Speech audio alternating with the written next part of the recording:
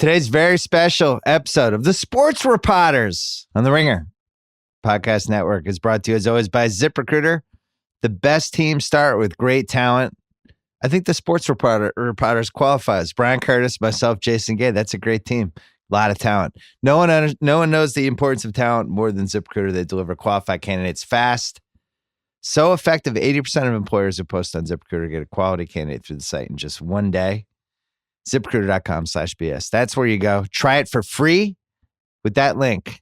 ZipRecruiter.com/BS. ZipRecruiter is the smartest way to hire. Meanwhile, SeatGeek, the best app for buying and selling tickets to sporting events, concerts, and more for $10 off your first SeatGeek purchase on any game or sporting event, which is important because baseball is about to start. And we also have a college basketball tournament that has 65 teams in it, Kyle? 64, right? It's got to be even? Yeah, but it starts with like 67. And then it ends at 64 for round 2, which is really round 1. Oh, okay. You know what I'm talking about. Download the SeatGeek app. Use promo code BS, and you get $10 off your first SeatGeek purchase. Go right to SeatGeek.com, or you can download that app. Check out TheRinger.com, the world's greatest website, where right now we ran today our first Game of Thrones explainer from Mallory Rubin and Jason Concepcion, a.k.a. the Binge Mode crew. And speaking of Jason Concepcion, we have a very special episode of NBA Desktop tomorrow. A very, very special episode. An extremely special episode. I'm actually appearing on it, but briefly, but that's not why it's extremely special. I urge you to go to our Twitter feed and watch NBA Desktop tomorrow. That's all I'm going to say. Ringer Podcast Network as well, where you can find the Press Box on Channel 33, hosted by Brian Curtis and David Shoemaker. They're all special episodes. Every episode is special. Fresh Prince in the 90s special episodes. Yeah, each one. Really. Each one. You learn a lesson about life and things to do and not do. Shoemaker, people were worried about him in 2019, new dad. People were worried his PR was going to go down, but his PR has been solid. He is surprisingly coherent. Yeah. Seems like I it. say that as kind of an old dad. He is surprisingly with it. So featuring Brian Curtis and a surprisingly coherent David Shoemaker, the Press Box on Channel 33, where we also have Tea Time now on Fridays, which is a relatively new podcast. And also the Sports Rewatchables. We did that on my podcast earlier this week. The Ringer MLB show, it's up today. Shoemaker's Mass Man feed is doing WrestleMania 30, I think Friday, and then Ringer NFL next week. Niners Seahawks from 2013. So there you go. Coming up, the Sports Repodders. Me, Brian Curtis, Jason Gay. We're all here. It's the Sports Repodders. We haven't done this. I want to say it's been longer than I thought. Maybe like mid-December, late December, somewhere in there. We're overdue. Last year, yeah. Yeah. It's been a while. Biggest thing that's happened, Dan Jenkins died, which Curtis wrote about and talked about on the Press Box. So I don't want to go into it in too much detail. It did. The one thing I will say, It is that the last of those old school sports writers that we all kind of grew up reading about, that, you know, someday when I get to be an adult sports writer, I'll be at the Masters and I'll have a scotch and Dan Jenkins will be there and I'll smoke and we'll blow cigarette smoke on each other and then write a story on Deadline. It just feels like it's a million years ago now. And reading those stories, that was my reaction. What was your reaction, Jason? I mean, it absolutely, the era already felt over, but his passing definitely closes it. And I agree. I mean, the lives that these guys led don't exist for anybody anymore. There is no next generation of Dan Jenkins. That door has closed. Yeah. And I guess I got in this conversation with somebody where I was like, I think we all love to imagine that the old guys naturally were that cool. That just being a sports writer in the 60s, you know, you wore a certain kind of suit, right? You drank a certain kind of way. And I think that's all true. But I think the secret is I think Dan learned that all stuff from the movies. Yeah. I think he was watching 40s movies and he always just struck me as a guy who was like a movie star pretending to be a sports writer. Oh, interesting. You know, and he was that idea. If you cast a sports writer just right, the guy always had the last line, always had the last word, knew how to handle a sketch, knew how to talk to a bartender. In just the right way. Like that was Dan to me. The other sort of dynamic is the idea of the writer just writing the piece and then putting the magazine comes out and that's it. That's that. And we all know that nowadays just publication is kind of phase one of what it is to be a sports writer in 2019. That just sort of fires up the engine and fires up the conversation, and you're responding to people immediately. And then there's this whole other secondary life a story takes on as people, go at it and you go back at them and so on. And just the kind of having a separation from all that just feels so unusual. I also think, anybody who became famous at Sports Illustrated, it was basically like 10 famous sports writers now all kind of grouped together, because there were no national sports writers back then. And that was really the only place you read Sports Illustrated, you read Sporting News and Sport Magazine, and for a few years there, Inside Sports. But other than that, your local newspaper was only the people that lived in that city, in the extended city, that read it. So I thought all these Boston Globe guys were amazing, and Bob Ryan and Lee Montville and Ray Fitzgerald, but like Curtis never read one of those dudes. There's just no way. A columnist in Mississippi made this point. He's like, if you grew up in that certain era, and it's kind of our era too, by the way. It was my generation. Then I think, how old are you, Jason? I'm 79. Okay. No, but I'm in my mid 40s. Yeah. Yeah. So somewhere between Curtis and me and you are in the middle.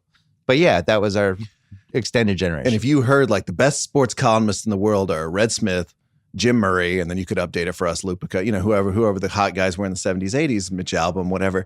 You couldn't read those guys. No. But Dan Jenkins and SI came to your mailbox, is what this guy in Mississippi was writing. So they had this huge advantage. You had to go to the library and hope those guys wrote a collection or something like that. Oh, yeah. I remember being at some bookstore in Massachusetts when I was in college. And Mitch Albom, he used to do these greatest hits books called Live Album. The Live Album. It wasn't even the first one. It was Live Album 2 or 3. And I'm like, oh, this is Mitch Albom. I've heard it. And I bought this book and read all the columns. And I was like, this is really cool. You get to read Mitch Albom. And now we have internet archives. Yeah. People always ask me, why haven't you done like a collection of your things? And I was like, I guess I could, but why would people could just find them online? Like, why would they have to read them in a book form? What did Kornheiser call his book? I'm getting paid in cash, or I'm back for more cash. Yeah. There was Bald as I Want to Be, I believe was the other one. Yeah, so back to Jenkins just for a second. Like, I think if you made that Sports Illustrated roster and you were being pushed, especially in the 70s and the early mid 80s, you just had a much bigger impact than you would have had anywhere else. If you're in Boston, even if you're in the New York Times, I just don't think it's the same audience. Sure. Absolutely. So that era feels like it feels like with him, he was the last of that group. And now I don't know who's the dean now, Curtis. Who's the old guy? No, not the guy I'm sitting across from right here. No, come on. Ringer? Are you kind of the dean? Kevin Clark.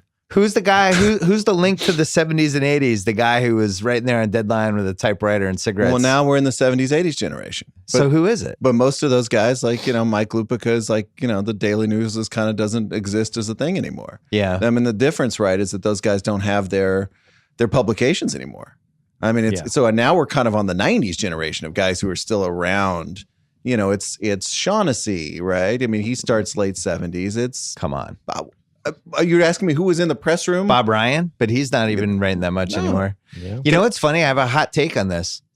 TV has killed the Dan Jenkins successor generation. I was just about to say. Because it should be like Kornheiser and Wilbon, but those guys don't write anymore. That's exactly right. That's the portal, right? That's the move. You were to acquire a degree of fame, and then you were going to move into television and get your big payday and get your house on Nantucket, and that was that. Listen, guys, I tried. It did not work. I'm back in the newspaper business. I want to update. Let me update Dan Jenkins just to end this conversation. But this pulls him into the present. Yeah. Here's the secret of him. He was a huge sports nerd.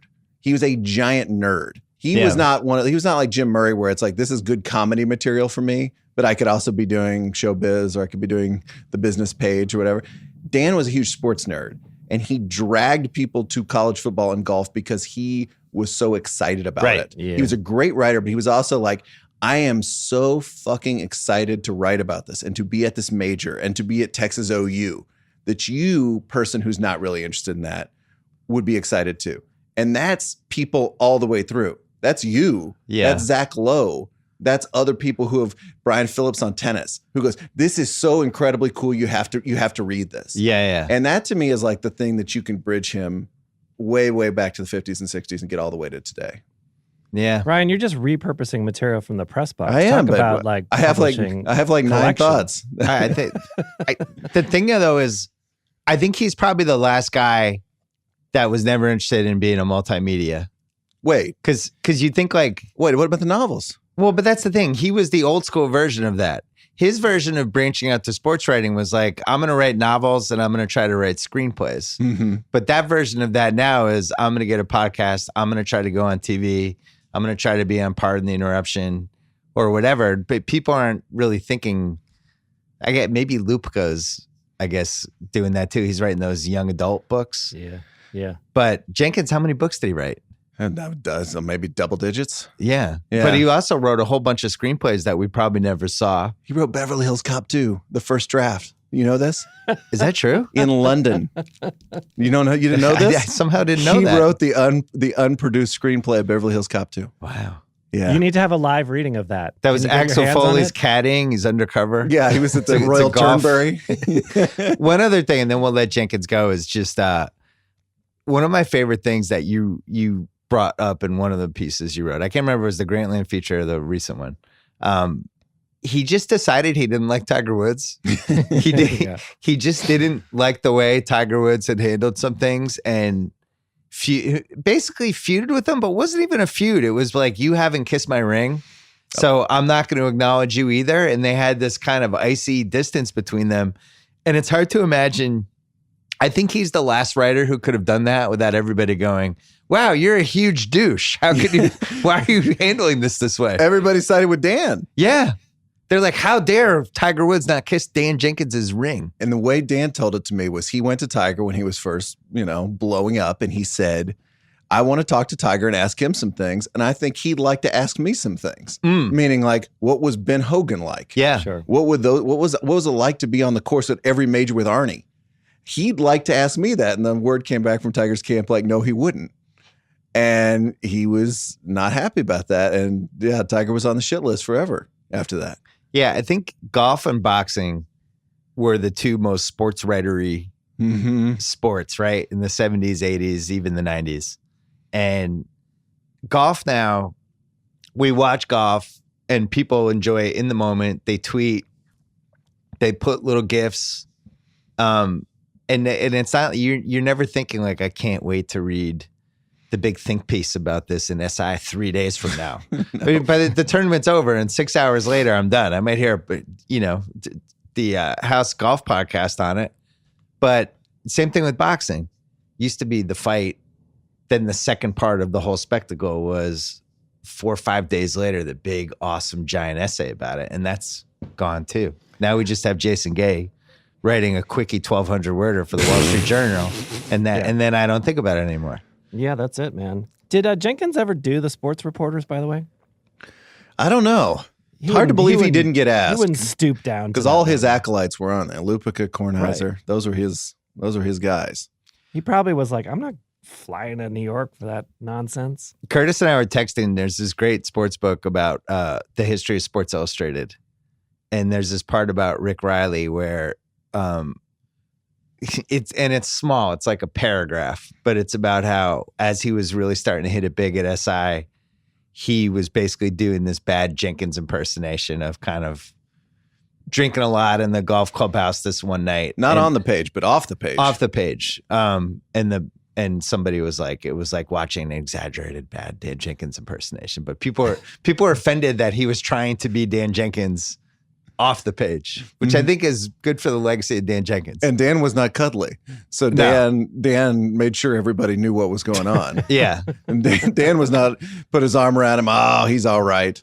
Yeah. He was the kind of guy who wouldn't let you forget. It wouldn't let people forget something like that. So are all the guys from that era of SI, is DeFord, he's not alive anymore, right? Frank died. DeFord died. Yeah. Jenkins died. Yep. Mark Cram died. Mm-hmm. Yep. Andre Legary's long gone. Long gone. Is there anybody left from that? William Knack died. That's right. That's another recent one. It's been a lot in the last year. So all that whole Knack, crew is DeFord, gone. and Jenkins all recently. Jesus. Yeah. I want to come back to this because I want to do this thing about that I didn't tell you guys about sports books at the end. I'm ready. Let's hit some topical stuff first. Jason, you wanted to start with this Antonio Brown. He's going to Buffalo. People are starting to write pieces about it just because it started on Twitter. And then 24 hours later, it turned out he wasn't going to Buffalo. What did this mean in the big picture of how we cover sports to you? Well, it's even better than that. I think a lot of people went to bed thinking Antonio Brown was on the Bills and then woke up and he wasn't on the Bills. So like a nightmare, you wake up and it's a totally different thing the next day. But I mean, it's funny to segue to this from Jenkins, because I feel where celebrity is now in media is in these folks who are kind of the high frequency day traders of sports media, the people who can give you the scoop on who's going where and when, who's breaking their contract, who's getting traded, who's signing with who's getting drafted. Obviously Wojnarowski is the biggest of them all, but I think there are a lot of people, Schefter's probably right there alongside him. That's how you get the big bucks, and that's how you get real value at especially a big sports media company like ESPN. And I believe it was Rappaport for NFL Network, who's very good, and had bad information or late information, or someone was giving him just bad stuff, and he went with Bryant to the Bills, and it was a story. And I believe, Brian, correct me if I'm wrong, that did Schefter correct it somewhat quickly or say that it was not happening, and so there was some sort of intrigue almost immediately as to whether or not this was going to be a real thing. There was insider on insider action, which is always the highlight of these things. That's one of Curtis's favorite. That's when we get the You love Godzilla this. versus Mothra kind of matchup. Well, it's always it should almost be it should have a name, because there's a certain ploy where people completely undermine the other tweet while not acknowledging it. So it'll be like Brian just said it was raining outside. And then I come in and I go, such a sunny day here in LA today. There's no sign of rain at all. And I'm clearly close to the process reports. I'm clearly talking about your tweet, but not acknowledging it. Yeah, they rarely acknowledge each other, do they? Yeah. They credit each other sometimes. I guess Chris Haynes doing the Hulk Hogan thing about Hayward signing with the Celtics. Yeah. To Woj, right? Yeah, that was pretty much they don't normally get that direct. No, they don't. I would say it's raining, first reported by Brian Curtis of The Ringer. I would say we're in this. That's Brian Curtis' first report. I would say we're in this weird era where you trust one, max two guys in every sport. And everybody else feels like they're batting 200. Like everybody else feels like they're okay, but especially on the big ones like the Antonio Browns, they're probably not going to get that. So it's like, Schefter and Glazer, and then it's kind of Woj, and, Haynes will get a couple. But it feels like now that it's all agents, it feels like there's 2 or 3 guys that have everything locked down. Sometimes one.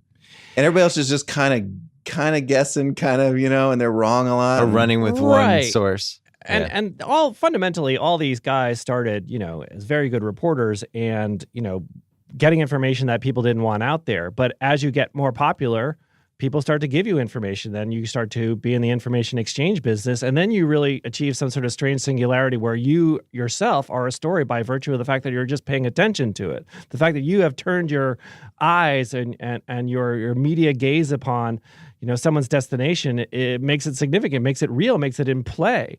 The biggest example of that, of course, is, the way that, the Anthony Davis stuff went down with Wojnarowski, where he was, not just revealing this information, but this was obviously sort of the beginning of the process. This was, something that had been, I don't know, embargoed is the right word, but just however it worked, they went to him to obviously get that information out there, and it kicked off all the craziness. And he kicked it off on a Monday morning. On a Monday morning, starts like the news 9. cycle. Yeah. It's like, can you get this out an hour before first take? But by the way, that's no different than what happens in any other sort of media business. We see it, I work at the Wall Street Journal, corporations are like this. They go to favored reporters to, break corporate news often.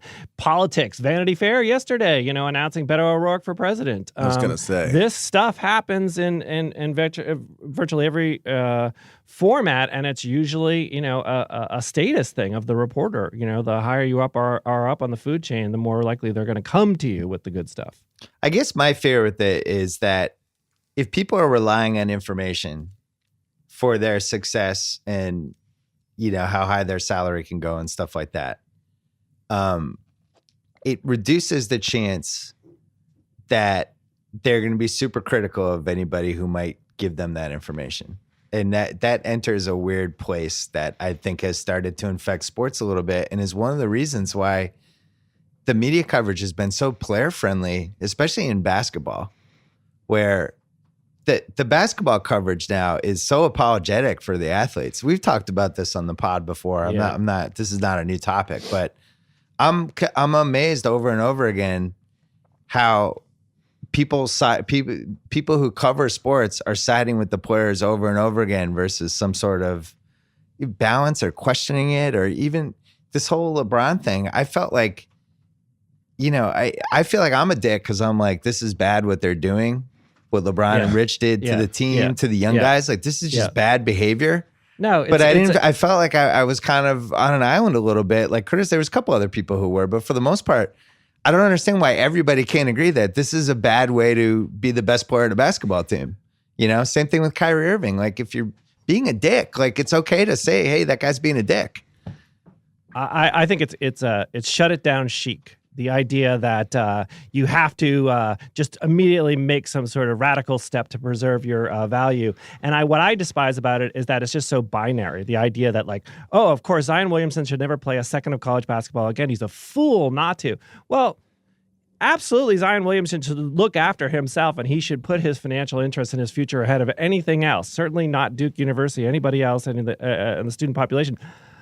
But I'd really like to see him play in the tournament. Yeah. Is that wrong? Can I want both of those things? Can I want Anthony Davis to be happy and play in a basketball community that he wants to play in, but also want to see him finish out the season for the Pelicans? I mean, it makes a lot of sense to shut LeBron down for the rest of the year, but what about the people who have tickets, who have purchased tickets months in advance to go see a Laker game?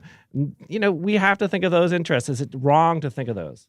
Yeah, and sometimes there's no 100% right answer. I think there's nuance to stuff. And it's okay to admit that there's nuance to stuff, though. It's okay to admit two things are right too. I just think that's or that two things are wrong. Like the Jazz fan who said whatever he said to Westbrook and got Westbrook all upset, whatever the exact wording was obviously completely out of line. And Westbrook was out of line too with what he said back. And he can say that I would handle it exactly the same way. I think that's crazy to say I would have handled it exactly the same way, to say that you're going to fuck up you and your wife too. Like, you shouldn't say that. Sorry. We don't have to apologize for that. Like, Westbrook should not say that, period. I happened to watch First Take that morning after that happened, which was a lively edition of First Take. But I think they actually got to that point. They got to both are wrong here. Good. They were mainly focused on the fan, but they also said you can't threaten somebody and you can't threaten his wife. Like, the fan video was kind of amazing because the more that guy talked, he sounded like someone describing like a UFO encounter. Like, it just got less and less believable with every sentence. It was amazing. Well, and then his tweets started disappearing, and then his account got deleted. And part of the reaction when you see a story like that is you just immediately transfer it to the larger picture of, oh God, I hope Trump doesn't tweet about this tomorrow at 7 a.m. For sure. And it really did seem like that was in play for a little while. But I think this is a really weird time specifically for basketball coverage. I think football seems to be where it was for the most part. We still have our information guys and people breaking down stories and writing about teams. But in the basketball, the way these athletes now, Jason a few months ago on this was talking about the parallels of celebrity journalism and Vanity Fair and Vogue magazine compared to how these basketball guys are doing it. And, you can kind of tell when they want to get the right narrative out, they all run the same playbook, right? They'll go to a certain person that they know will give them the kind of interview they want.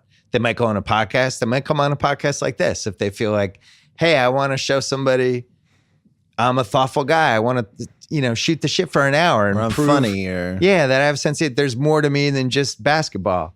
But what's interesting, maybe I'm just older and I think about this stuff more, but it is funny I'm always looking at what are the motivations? Why is this person doing this? And I feel like it's more transparent than ever what some of these motivations are. What do you see, Brian? Can I ask a related question? Yeah. Do we really believe NBA players are less happy now than they were 10, 20 years ago? This is a theme you've been hitting with Priscilla. You talked about it with Adam. Well, it was Adam was the Bill first one that talked about it. Yeah, I felt like Adam started it. Because when I was listening to that interview, Yeah. He was talking about this Jordan documentary that's coming out on ESPN. He goes, boy, those teams, you could just tell there was a certain camaraderie there. And teams, I'm like, wait a second. Yeah, that wasn't Are true. we talking about Michael Jordan? Yeah. Who was the biggest asshole to his teammates? Sam Smith got 2 books I out of love him. Michael Jordan, but Yeah. my God, that guy was an asshole. And if you read the Jordan rules, every single Bull basically wanted off the team during the 91 season. They all wanted off. And I'm just like, if they had Twitter accounts and if they had the power that NBA players had now, wouldn't they have just done the same thing in 91? Are we really less happy? Look, I'm not of that born on Twitter generation. So I do understand there's a difference. The younger people interact with the world, and they certainly interact with the online world differently than I did growing up. Yeah. But do we really believe they're less happy now, or do we just believe they have more power now that they can say, screw this. I don't want to be dealt. I don't want to be, part of some giant trade. So I'm going to speak up and I'm going to control the exchange as much as I can. They also have too much time on their hands. The season is too long. There's more days in between. And I feel like there's so much dead air now in the NBA season that a lot of these stories take on life because of that. I have a follow-up to what you just said, but we got to take a quick break. Hey, it might be the best time of year to be a sports fan. Spring training wrapping up, basketball season heating up. College basketball, it is time for the madness. That starts now. Speaking of which, I have a ritual. See who's in, complain about who's out. Go to Yahoo Sports, fill out a free bracket. This year, that best bracket in America is worth $1 million. To win that million, you don't have to be perfect. Just be the best. After all, there are 9 quintillion possible combinations. That's a 1 followed by 18 zeros. You're not going to have a perfect bracket. You might have the closest best bracket, though. Somebody has to win. Might as well be you. If you want to see some of America's most interesting ways to fill a bracket out, here's what you do. You check out Best Bracket Millionaire at Yahoo Sports. There's no wrong way to fill one out except for not filling one out at all. Best Bracket Millionaire. Go to Yahoo Sports, sign up, enter to win. All you have to do is get ready for brackets coming out on Sunday. It's free. You're going to have to do it anyway. You don't have anything to lose. You just have $1 million to possibly win.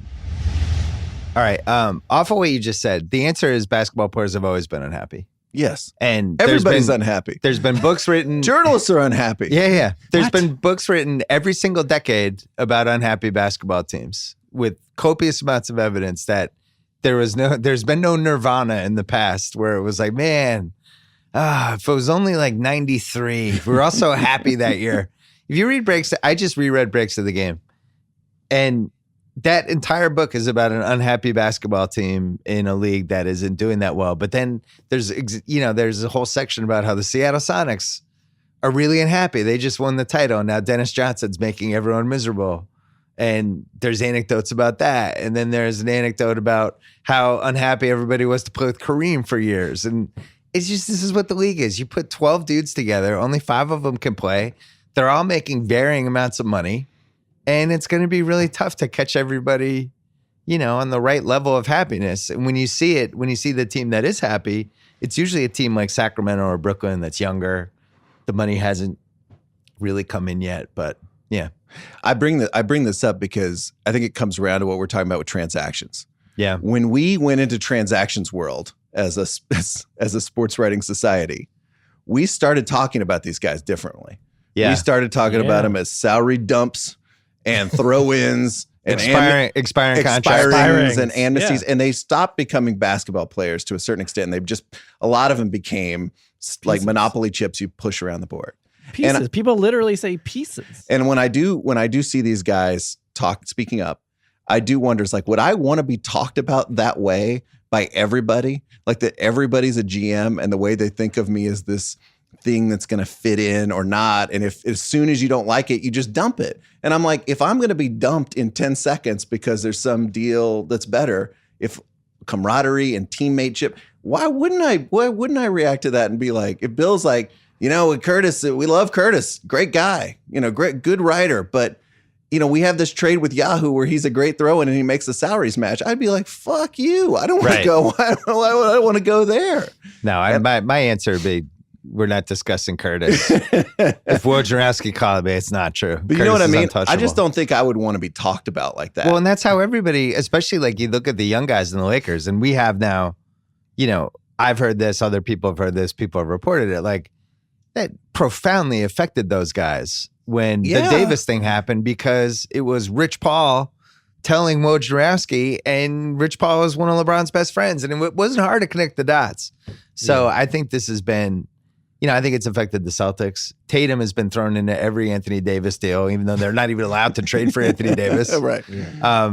It's definitely affected, the Golden State, like the future of that team. But there's a good example of, I forgot about this, but when we did the sports rewatchables, when Harrison Barnes was on that 2016 team and the Durant stuff had started. And in the OKC game that we did, he played okay, but in the finals, he really fell apart. And I have to think part of that had to do with the fact that he knew, like, if he didn't play well, they might not want to keep him. Mm-hmm. It's just an interesting dynamic that's not really, that I don't feel like is that old. Well, we're also talking about, to bring it back to the beginning, that this is metabolic rate, right? Like the sports media metabolic rate is faster than ever. Like you said something at the top about how something would happen and you would wait a couple days because you can't wait to hear what Dan Jenkins or read what Dan Jenkins said about the Masters or said about Michigan, Ohio State. And that's gone, that whole notion, because everything has to be instantly processed, not just in terms of, the person sitting at home watching the game immediately commenting it, but the athlete themselves going into the locker room at halftime sometimes and seeing their performance evaluated or their job status evaluated on a day-to-day basis, not just by professionals, but everybody. Everybody has a voice now. And there's really not, in the digital world, there's not a great deal of differentiation between sources.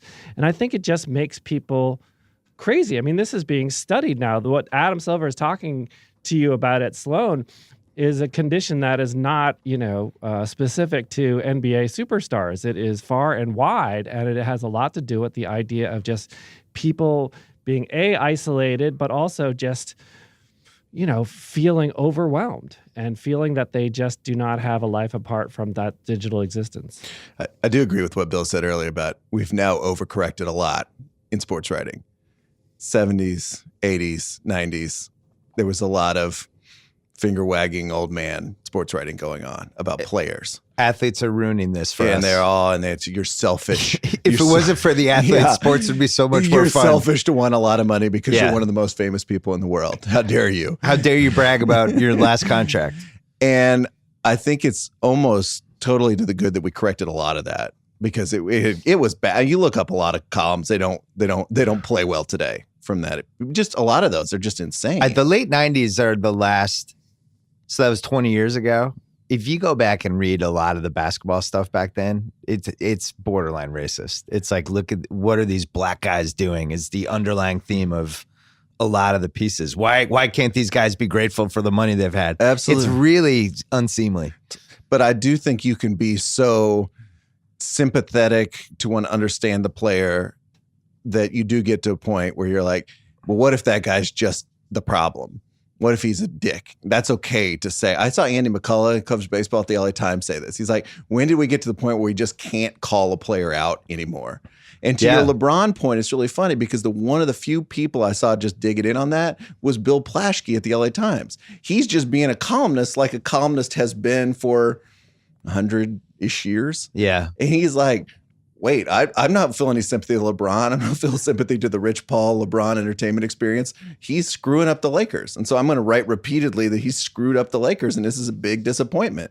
Yeah. Well, it'll be interesting as this goes with the Kobe fans too, because there's that whole Kobe fan faction that really resents this LeBron thing. And I heard, I can't take credit for this, I heard it somewhere else, but when LeBron passes Kobe for points, and I can't remember who said this. Somebody was like, he's going to have to make sure he does it on the road. And I was thinking, like, that's absurd. And then I'm thinking, like, he probably will make sure he does it on the road. I don't know if you want to do that in LA, but it's, the buddy aspect of this stuff. And look, I had Durant on 6 podcasts, it's not like the Ringer has been guilty of some of this stuff too. But one of the reasons I had him on because I was so interested by how candid he was being about everything. It was like just this resource. It was like, I don't know when this is going to end. And by that last one, I felt like he had started to kind of close the fountain. Mm-hmm. He was much more, if you go back and listen to like the mailbag podcast we did, he's just letting it fly. He doesn't give a shit. And by the sixth one now, with this Knicks thing looming and all this stuff, I think he has to be a lot more careful. But in general, I wonder, like, what if the Artest melee happened right now? How would it be covered compared to how it was covered in 2004? Because think about the Artest melee, right? Fight, settles down, guy throws a beer at Artest, hits Artest with the beer, and Artest goes in the stands. And our reaction was, I can't believe he did that. Why did he go in the stands? Now I feel like people would be madder that the guy threw the beer at him. Yes. Right? Am I crazy? Absolutely. What do you think, Jason? Well, first of all, just think of the way it's processed, because it would be processed in real time. The idea that you had to wait for SportsCenter or the next morning to see a clip of it on television, True. I mean, you just get it immediately. I mean, the Westbrook thing was fascinating, just as sort of a similar example. I mean, that was not a similar situation at all, but that clip of Westbrook was released before we knew anything about the fan and what the fan said. That sort of thing went around as like, what the heck is Westbrook doing? And then later we find out that the fan was acting contemptibly too. And I just think that, everything will just happen so much more instantaneously, and it'll be as toxic as you can imagine. I don't think it's going to be some sort of more progressive reaction to it. I think that it would just be as ugly as ever, and you'd be watching it all just unfurl immediately. I sort of disagree. I think what you're saying is right. We would immediately, I think the reflex for a lot of sports media now would be, what made the player do that? What did the person say? And let's at least put ourselves in the player's shoes. Yeah. Did you watch Shut Up and Dribble documentary? I did. So remember that little part of that where Bob Costas is confronted because he used the word thugs around that incident? I mean, imagine the first sports writer, sports media person who used the word thug in 2019 to describe a player doing that. The person would be dead. Wouldn't go toast. Well, I remember the studio that night criticized the fans. Remember, right after the Artest melee happened, the guys who were in the Bristol studio were like, I can't believe the fans did that. And those guys took heat the next day. Like, why are you blaming the fans? But now I think the guys would say that in the studio. But also, just to go back to a basic element of this, I just feel like what we describe as the media now, it's not like people sit around and wait for like the five pashas of like mainstream sports journalism to weigh in on something. I feel like what the players think of as the media is everybody with Twitter accounts, everybody on Instagram. It's everybody has a say in all this. And the sort of like instant stream of invective, and that is as ugly and toxic and racist and brutal as anything you can imagine from any generation today in 2019. I don't think that players look at it like nowadays saying, well, I saw the Rotten Tomatoes ratings of sports writers, and this is what they thought about, what happened in the Malice of the Palace. I think the reaction would be really, really ugly. Well, we should mention that they don't have to read this stuff. I think there's a difference between the guys in the 70s, if you're playing basketball and somebody's sitting behind the bench yelling epithets at you for the entire game. You have no choice. You have to hear it. Nowadays, that guy is kicked out in 5 seconds. And what people, when they talk about this is such a great segue, Bill. I can't believe you're just setting it up like this. Well, thank you. The social media vitriol is ultimately you can avoid it if you want to. Mm-hmm. There is some voluntary, Kevin Durant doesn't have to go in his replies and read 2,000 people saying shitty things about him if he doesn't want to. Right. So I don't know. Or if James Dolan does not want to hear someone saying, sell the basketball club, he can have him permanently barred from the premises of Madison Square Garden. This is a good segue. Let's take a quick break. This seems like the perfect time to talk about the hit Showtime series Billions, starring Emmy Award winners Paul Giamatti and Damian Lewis. Guess what? Everything changes this season. Enemies become allies. Longtime rivals Chuck Rhodes and Bobby Axelrod are forced to work together to claw their way back on top. The scheming and sabotage will leave you guessing as they seek revenge on anyone and everyone who stands in their way. Maybe there's hope for me and Jim Dolan. Don't miss the new season of Billions starting Sunday, March 17th at 9 p.m. To get a free month of Showtime, go to Showtime.com. Enter code BS. This offer is for first-time subscribers only. It expires March 31st. And check out the recapables our podcast where we recap TV shows sometimes, we will have a recap podcast of that first episode of Billions on Showtime, March 17th, Sunday night. Yeah, so James Dolan. I'm waiting for this. Yeah, I'm me waiting. too. This is great. Let's do it. Folks, if you want to fast forward, it's right here. So Michael K. Let's start there. He gets 45 minutes with James Dolan. And a binder. And James Dolan says a bunch of crazy things. Michael K. could have definitely nudged on some stuff. And I thought Kid Gloves did a little bit, but did a good job of nudging him in the right direction. There were some nudges. There were good nudges. That's a really hard interview to do because you have a crazy person. You want the crazy person to come back another time on the show. You're getting good sound. You're winning with the thing, but on the other hand, you could really nudge. And if he had really nudged back, I feel like Dolan would have gone off the rails because he's obviously very close. Did you like how we interviewed him, Brian? I did. I also like the way that the words are just spilling out of James Dolan's mouth. Whenever I hear an owner interviewed, you realize we don't hear these guys talk that often. For a reason. They're in our minds and in our stories all the time. But then you hear them talk and you're like, oh, wow, these people are bonkers. Yeah. Really crazy. And just the way how fast he was talking. And just, he would kind of like, Kay would get a question out and like half second later, Dolan would just be the words are falling out of it. It was wild. He made up a word. What word did he make up? I think Jason Concepcion was telling me about it. It was like it was a cross between stupendous and tremendous, but he used it as a noun. So it was like stumination. It was unclear. It was barely audible. What were you going to say, Jason? Yeah, let's not wimp out here, Bill. Let's go right to it. Are you in a conspiracy with Daryl Morey to break apart the New York Knicks? We think that was the GM, right? Was it? I assume he was implying either Ainge or Morey. Ainge, who I've met like 3 times for a total of 8 I went minutes. to Ainge just because that's what I thought Dolan would be thinking. So if Morey, I'm legitimately friends with, and I've admitted it. I've talked about it, and it's been a recurring theme for the last 12 years. He's been on this podcast a bunch of times. The funniest thing about there were 2 really, really super funny things. One was that Daryl Morey would be threatened by free agents, meaning Durant, I would say, over anybody else, going to the Knicks. Daryl Morey would drive Durant to the airport if he left the Warriors to go to the Knicks. I mean, literally the greatest thing that could ever happen to the Rockets is Durant leaving the Warriors. So that was funny. And then the part about, there's this conspiracy to destabilize the Knicks. All of these people are coming together and trying to make it seem like they're not stable. It's like, dude, you've already done that. You've done that for 20 years. You were the model franchise of dysfunction and destabilization. I don't have to do anything. So that's the second. And then the third part is just like, as a Celtic fan, I hope he owns the team until 2080. I don't want him to sell the team. I want him to keep it.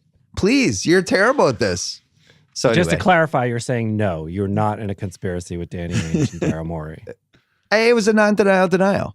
I mean, what is it like to be, the recipient of a major fourth wall break like that? Like when you heard that Dolan was calling you out, what did you think? Well, this was especially funny because I played 9 holes of golf that day, and I turned my phone off because if I get the phone, I get distracted. And I got off the course, and you turn your phone back on, and especially when we have 92 people that work for us. So anytime I turn the phone off after 2 hours, there's that split second where you're just like, man, I hope nothing happened. Mm-hmm. And whether nothing happened could be something that was somebody that works with us, or some sports story, or it's just something awful. And this was the combo of the Odell trade and Dolan. And it was just like, I just had all these texts, and I'm like, what has happened? Then Dolan, and people are just texting me Dolan ! I'm like, did he kill somebody? What happened? And then I realized what it was. And then it was just so funny. Like I was just immediately amused and so happy. It's like, really?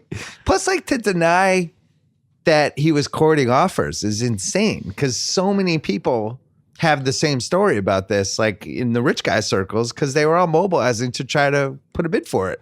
Well, if you look at the interview, he does these very choreographed interviews, and he did one with ESPN a couple of months ago where he talked at length about, the team and his ambitions and plans for the team and why the Knicks are different than the Rangers. And he said a couple of things that seemed to me to be very, very much flagging, make me an offer, folks. One was the fact that he named a price. He named a price. But secondly, he talked about, how and we all agree that sort of the business of the NBA is franchise valuation, right? Well, the Knicks are the most valuable franchise in the NBA, shockingly, but they are because of where they are, and so on. And he's saying, like, look, they have single-digit increases now. This is not a business where I'm going to somehow, my team is going to be 10 years from now is going to be worth twice as much as it is now. I don't see it having that kind of thing. So that says, if you're talking about anything, that becomes an opportunity for a seller to sell.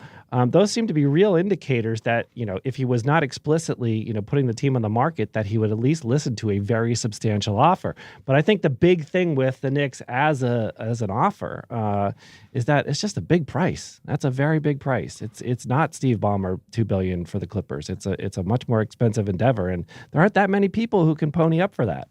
I've talked to a few people about this, and what's changed about how these franchise prices have just gone through the roof. When you think about like what the Philadelphia 76ers were for sale, and this was this decade, and I think they went for like 260, and some of it was debt assumption. And at that point, it's pretty easy to put together a group of rich guys. You borrow some money.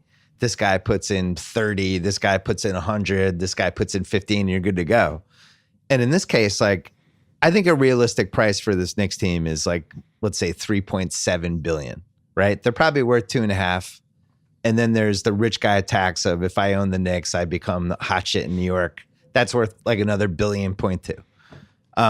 The problem is it's really hard to cut a check for $3.7 billion. Like there's only like 24 Americans who could do that, who probably care about sports. So if you're saying like, I don't know, 1.5 billion or something like that, you still have to, that would be the majority interest. You would still have to find all this other money. And the word is out in the street now with minority owners. It sucks.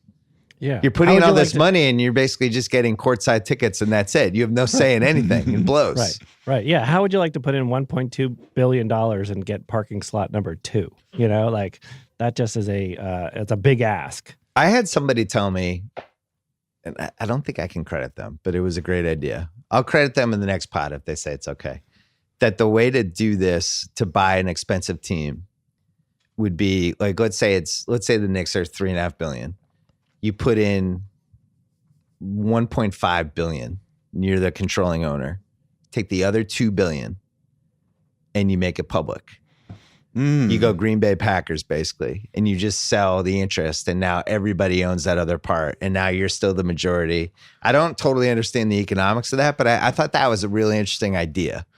So somebody buys it, and they say, that other $2 billion, I want the Knicks fans to own it with me. Half the Knicks is like a public company. Yeah, or like the Lakers or whoever it is, or like the Pittsburgh Steelers, whoever it is. It's like, come on in with me. We'll own this together. Let's save the Knicks together. And they do it that way. I thought that was kind of interesting. I was going through the list of billionaires who could cut this check. So Bezos is one of them. They would have to like sports is the thing. Stan Kroenke has a basketball team, so he's not He's got 3 teams. Are there other Walton heirs that could Sam Walton heirs that could step up to the plate? Like Michael Jordan got the Bobcats. Like Bob Johnson sold them. He might be the only person who's lost money on an NBA team in the last 30 years. Incredible. And Jordan probably put in $100 million of his own money, and that's it. Like he didn't have. When these guys like LeBron talk about, I'm going to own an NBA team someday, it's like you might be part of an ownership group. Like you're not going to. The amount of money it's going to take to own an NBA team, I don't see it. Bill, do you worry at all that James Dolan has kind of doubled down here and is going to be so agitated at you that were someone to come to him with a check for $3.7 or $5 billion, that he would stare at it and say, like, if I take this, I have to say that Bill Simmons was right. No, I don't think he cares about me as much. I'm so mad at Bill Simmons that I'm just going to tear this check up. I don't think I have anything to do with it, but I will say this. You might have given Knicks fans another 20 years of James Dolan. Believe me, that I'm as unhappy as Knicks fans would be about that scenario. I do think there's a stubbornness with him that is completely irrational that we saw with the Isaiah Thomas thing. And this is something that is a recurring theme in Dolan's life of like, you're not going to bully me into doing blank. And with the Isaiah thing, it was like clear the move was like, you got to get rid of this guy. What are you doing? And at some point he dug his heels in. He was like, you're not going to tell me to get rid of this guy. I'll do whatever I want. I'm James Dolan. Don't tell me what to do. Mm-hmm. And that feels like that's now happening with, you're not going to bully me into selling. You can bring your signs to, I'll kick you out. This is my place. Is there another owner in the NBA or sports in general who would have done the same thing? Can you think of anybody who would have like had someone call, hey, sell the team, and they would have had their, goons remove them from the arena? I think Robert Sarver would do that. The Suns owner. He's basically James Dolan with worse PR, or like he doesn't have the profile that James Dolan does, but he's just as bad. That seems like a mess. Jimmy Haslam, are we totally Jimmy convinced Haslam he wouldn't could do it? Potentially do it, yeah. What's weird is every time Dolan gives one of these interviews, it's clear that it really annoys him that the fans have so much say and sway with all this. And it's really like how dare you? How dare you people? This is my team. This isn't your team. It's my team. How dare you? Well, what It's makes weird. me what makes me crazy about it is it's so not New York. I mean, thin skin, man. Like that's supposed to be something you shed the minute you walk into the city. You're not supposed to be the kind of person who has rabbit ears for criticism. I mean, the whole True. It's a fundamental right of living in this town that you can say what you think and we're good tomorrow. And the idea that someone is banning people permanently, for petty commentary is crazy. I don't know. Trump's from New York, right? There's a model for thin-skinned and ban the media. Who is this guy? This did feel very Trumpish. Mm-hmm. This whole thing, but yeah, it is. Well, first of all, start here. He inherited the team. I think we forget this over and over again with sports owners. Is you have the owners that are usually the best owners, and there are a couple of exceptions, but for the most part, they're usually self-made people that are just incredible businessmen and are billionaires for a reason. And then they eventually turn their attention to this sports thing, and they're like, now I'm going to do this. Now I'm going to make this successful. When somebody's been handed a team, it's either because their husband died, like the New Orleans Pelicans lady, Gail Benson, or their dad died, or their dad got super old and gave them the team. This doesn't mean that you have credentials to run the team. Jeannie Buss, who, has been in the business world for a while, I'm not sure that means she should own the Lakers. Her dad did. Her dad did a great job. She probably learned some stuff. We have no evidence she should be a successful owner. We have no evidence James Dolan should be an owner. It's just kind of funny. There's no other world. Like when my son turns 25, he's not going to take over the Ringer. Like, okay, guys. Wow, is that a news break? Wow, okay. I'm out. Here's Ben Simmons. He has some ideas about how to incorporate Fortnite into our coverage. Fantasy is going to go out and buy a car. All right, way to go. But we do have the root for the second generation scenario, which is, you're kind of in that zone with Jonathan Kraft right now. If I'm not wrong, I found myself in the Stephen Jones. There's the Stephen Jones faction with the Cowboys. There's a right what way if the self-made guy? Isn't it time for the self-made guy too? You might be onto something, Curtis. The Simmons versus Dolan might just be a ruse to like take attention away from the whole Kraft thing. I think that's also like. Come on. He's an old widow. Come on. Well, I will say the one way to do it, and this has had mixed success, but I do respect when people at least do it, is Jonathan Kraft really did try to go up the ladder like as a real business person and have different experiences. I think Jeannie did to some degree. Kirk Lacob on the Warriors, who really since he got out of college and his dad took the team, has tried to work his way up the front office as a real basketball guy and really put the time in. And I don't know. I like when people do that. I can't imagine James Dolan kind of put the time in as a potential owner. This is like Don Graham at the Washington Post. I'm going to be a reporter and I'm going to be a sub-editor and I'm going to learn the business thing and then all the way up. Yeah. That's the respectful air. Or what's the New York Times publisher? I met that guy recently. AG. Sulzberger. Yeah. And the Sulzbergers, they operate almost like a monarchy but they try to keep the Times with the family. But whoever is the next person up, they have to start at the bottom and work their way up and experience all these different parts of the newspaper before they're ready to do it. It's smart. James Dolan, that does not happen.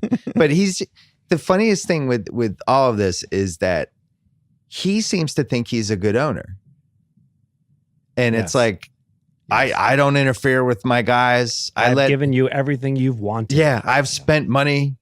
But he doesn't realize that hiring people is part of this. And if you're absolutely a 1 out of 10 F- at hiring people, that means you're a bad owner. Does anybody think they're a bad owner?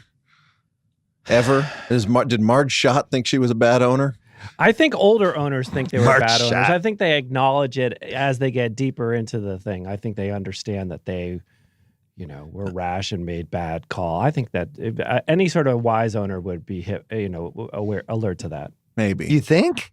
Yeah, I think they may not say it though. I think you're in such denial at some point. You're just trying to convince yourself whatever your reality is. I gave you Phil Jackson. You asked for Phil Jackson. I gave you $60 million worth of that guy. You've always been a success in business, and it's hard for you to admit. And you're probably making money off your terrible basketball team. Right. Dolan certainly is. So you convince yourself, well, of course I'm a good owner. He hasn't been a bad Rangers owner, apparently. Because he's hired a little better on that side. Yeah. Another incredibly the overrated other move, franchise. Of course, is True. for everybody in the sort of greater New York area to become massive fans of the JD Straight Shot band and just to buy so many records and to stream so many songs that they become such a global phenomenon that they are on world tour constantly, like the Dead or something. And, he's not able to attend to the team because it maybe just falls out of interest with it because he is a full-on rock star. I mean, that's the Irving Azoff connection, is it right? Yeah, and by the way, those guys are incredibly successful on the music side. So it's not like he's not a bozo as a businessman. He just doesn't seem to understand that owning a sports team is different than owning, the MSG music side of things or whatever else they have. It's easy to be not a bozo when you inherit a lot of stuff. True. He could fix the subways. You don't do anything. You're not a bozo. James Dolan could literally fix the New York City subway, and people would be like, "Sell the Knicks!" Right. It just overwhelms everything. And I agree. Yeah, there are business enterprises that he's involved in that are wildly successful, but this the new Knicks thing just outweighs everything. This thing now, this showdown with this lawsuit with Steve Ballmer, it's basically Dolan and Azoff against Steve Ballmer, who wants to build a basketball arena right next to the new Rams arena that's coming out. And they're trying to block it. And they're either trying to block it because they really don't want it to happen because they want the Forum to be the exclusive place that anyone would hear music there, or they want to get cut into it. Mm-hmm. Now they're messing with somebody who has made a ton of money in his own time, who is just as stubborn as those guys are. And it really has the chance to be one of it's like a Billions season. It's not a Billions episode. This is like season 5 of Billions, this conflict with Jeannie Buss getting brought in. Like Axe is the only person missing. That was the incredible part of the story. That they wanted the Lakers to move back to the Forum, back to Inglewood, essentially, to preempt the Clippers. And she's calling Ballmer balls in the emails, BLLZ, like derisively, and That's making. very Billions. And I'm like, how are you putting this stuff in email? You're the owner of the Lakers. You're putting like a huge plan in there. But this whole thing this week, because I've been thinking a lot about owners and just what we want from owners. And I actually think the worst kind of owner is what the Celtics had before this latest ownership group, where they had the Gastons and they had Paul Gaston's son, who's a legacy kid, who didn't want to spend money, didn't want to be accountable for anything. Was it what? Wasn't it Paul was Don's son? It was Paul Gaston. Yeah, it was Don Gaston's son. Right. Didn't want to spend money, didn't want to be accountable for anything. They made decisions that made the team worse to save like $1 million. And it was just like the worst case scenario. Like, I guess if you're going to do silver linings with Dolan, like at least he spends money. Mm-hmm. I guess like at least Phil Jackson, like that came from a decent place. Like this guy's a legend. We'll bring him back to New York. People were excited about that at the time. But I look at somebody like Sarver and I'm like, wow, everything you've done has been Everything's terrible. Yeah. You've actually, you're hurting. That's a great basketball city. And those fans now actually are starting to not like basketball because of him. That's probably the worst case scenario. And as a Cowboys fan, we haven't won anything in 20 years, but Jerry Jones is wildly accountable. He's the most available person in the NFL. Overly accountable person we have. He's more available than offensive linemen. He's just like, it's like, here we go. Got an hour? Let's do it. Brian, let me ask you a question about Dolan, which is that like if you were like his media strategist. Oh, yeah. A position we don't know whether or not that exists. I don't think so. I don't think so. I think he's answering the phone. I think that person just keeps resigning a day into the job. Right. It's like what is the move? I mean, I think the move is, total isolation and never do an interview ever again. But if in lieu of that, what would be the strategy for polishing up his image? I don't actually know if the interviews hurt him. Do we think they actually hurt him at this point? I He's think just such a toxic asset. I think there's no downside. It's like Trump. They, at this point, he can say anything. It's not going to change anything. I mean, you're in the city with back pages that just want to tear you apart every single day. I do feel like the sell the team thing is going to get momentum in a way that it's been, and Jason probably has the best feel for this out of anyone because he's in New York, but it's been percolating for a few years now. And it feels like it's going to hit some sort of tipping point if they don't get these guys this summer. That's what if KD doesn't come and Kyrie doesn't come, and now it's like, hey, we got Jimmy Butler. And hey, we spent 6 years tanking for Jimmy Butler and the 4th pick in the draft. Here's Cam Reddish and Jimmy Butler, everybody. We did it. It's not going to go well. So, the Mavericks win the championship. That'd be bad. Now, conspiracy theory, you could argue like he's definitely like got a little swagger these days, old Jimmy D, right? He's like, I'm the owner of the Knicks. This is great. People are maybe he knows he's getting KD, and that's why he's feeling himself a little bit. That thought occurs. That thought has definitely occurred. He's acting a little irrational confidence, Deion Waiters-y, with some of the proclamations, which makes me wonder. I mean, this is a team that the best free agent they've signed in the last 15 years was Omar Stoudemire, who had no knee cartilage left, and they paid $100 million to him. So it's not like free agents have been, batting the Knicks away. It's tampering irrational confidence. Yeah, it's exactly what it is. Who is your favorite crazy owner of all time? Just out of curiosity. Oh, from our era? Could be anybody. Anybody since you've been alive. God, my favorite crazy owner. I'm pretty hard to top Bob Irsay. Oh, wow. Because he was on Twitter. No, that's Jim Irsay. That's Jim. Oh, Jim. Oh, Bob is the moving trucks. I thought we were talking about Jim. Jim was sadder, though. Bob Irsay was pretty good. Yeah, Jim's got like some major issues. Yeah, Don Carter of the Mavericks when I was growing up. Speaking of the Jordan rules, there's this great scene where I can't remember who he's trying to sign off the Bulls, but he has this whole speech about, do you believe in God and all this stuff when he's trying to sign him to a free agent contract. It's like your interview with the televangelist before you get the big free agent deal. Yeah. And he wore a cowboy hat at courtside. That's a good one. Yeah, he was a good one. That's kind of old school NBA. Marge. Marge, it was such a tough ending. It's a long couple of years. I mean, think about it. 30 years ago, people being horrified by something somebody said. Can you imagine Marge in 2019? I feel like the whole country would shut down for a week as we regrouped. Steinbrenner, I actually think has become underrated. Yeah, we forgot for the amount of media that he generated just day after day after day. But I think the lost guy for this is Charlie O'Finley, the A's guy from the 70s. And I think there's one good book about them, but the amount of crazy shit that guy did and just how off his rocker he was, culminating in... And they won. They won all these World Series. But then he guts the team in this just batshit way. He just basically sells all his players in 1976. It would be like if Dolan just sold Porzingis for $50 million, but then also sold Kevin Knox and sold their lottery pick and got $100 million and was just like, fuck you. That's basically Charlie O'Finley. So I love that I think he's my sleeper. I agree with you about Steinbrenner. People forgot the Dave Winfield stuff. I mean, it's just, imagine if that happened today. Bill, where would you put Victor Kiam? Oh, that was brief. That was brief but bad. Yeah, if we did like a bad behavior by owners podcast, the Victor Kiam episode would be strong. If you were played by Phil Hartman on an episode of Saturday Night Live, that's true. That's you're a bad in the notorious owners club. So how many owners have been played by an SNL character? Only a couple. Has Jerry Jones been an SNL character? I don't think so. He should be. He should have been. Hey, SNL, make Jerry Jones a character. Steinbrenner, definitely. Victor Kiam. Steinbrenner host SNL? Cuban? Mark Cuban, I feel like, has been made fun of. Steinbrenner on SNL? Steinbrenner hosted. Yeah. Incredible. Yeah. That is amazing. Steinbrenner hosted.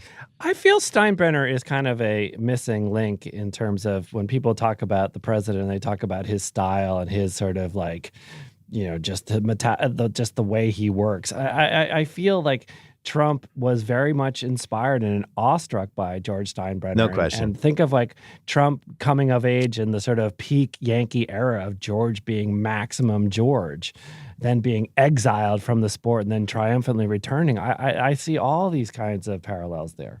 Very blustery. Do you think Trump would have paid somebody off for bad information about one of his best assets and gotten suspended for a year? Because that actually happened.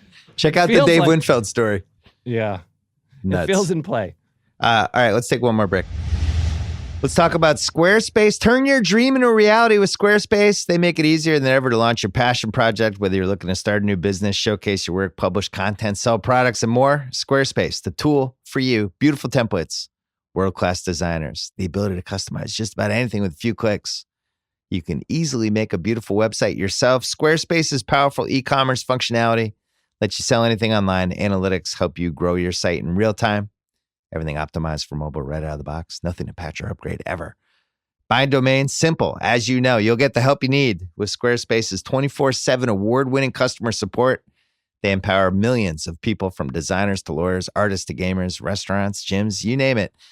They turn great ideas into something real. You can do that too. Head to squarespace.com/BS for a free trial. When you're ready to launch, use the offer code BS to save 10% off your first purchase of a website or domain. That is squarespace.com/BS, offer code BS. Okay, so we're going to move to another great story, the college cheating scandal that included Lori Loughlin, a.k.a. Aunt Becky, and Felicity Huffman, and seems like it has the potential to be a domino that bleeds into college sports for like the next 10 years. I read the Pat Forty, Dan Wetzel piece yesterday about there's two names in that story that are like two famous behind the scenes college basketball people. And I just wonder if this is the start of 7 years of stories.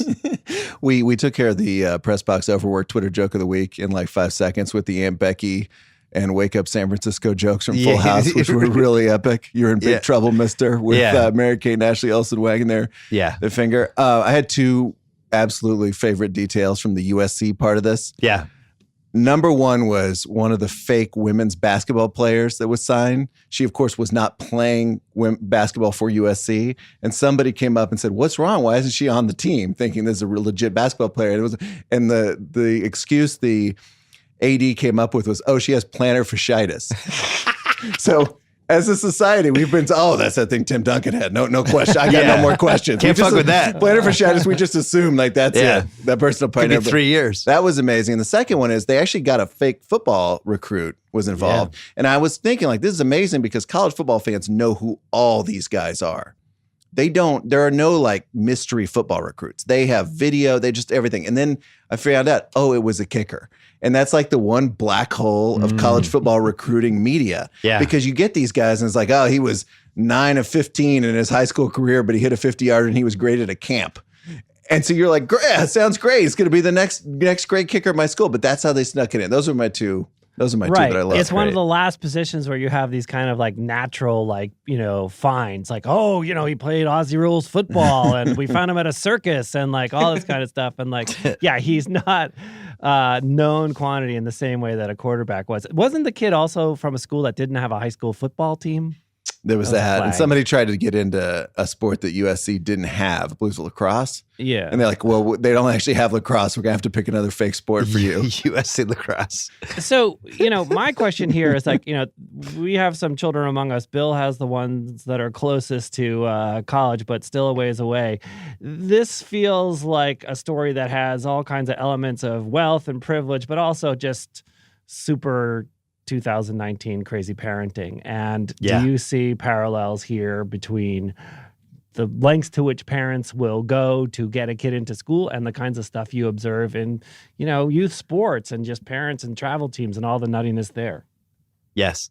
Okay, next segment. I just dealt with it. My daughter was applying to schools here for 9th grade, and there's only so many spots and so many schools. And as the story, this happened after we found out where everybody was going. And I was thinking, this story, I'm sure this must have happened with at least one of the schools, right? As a parent promising, well, if you let her in, I'll do this.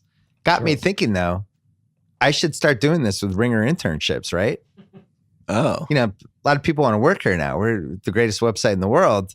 Not a lot of spots. We don't have a lot of internships. I You think want a we side should door to the Ringer. just random parents coming in. We're willing to be bribed here at the Ringer. We get Endow an internship. Poor Kyle. Like, hey Kyle, you have an intern now. His name's Jack. He's got ADD, but and he doesn't know anything about sports. But he's going to be your new intern. Never produced a podcast.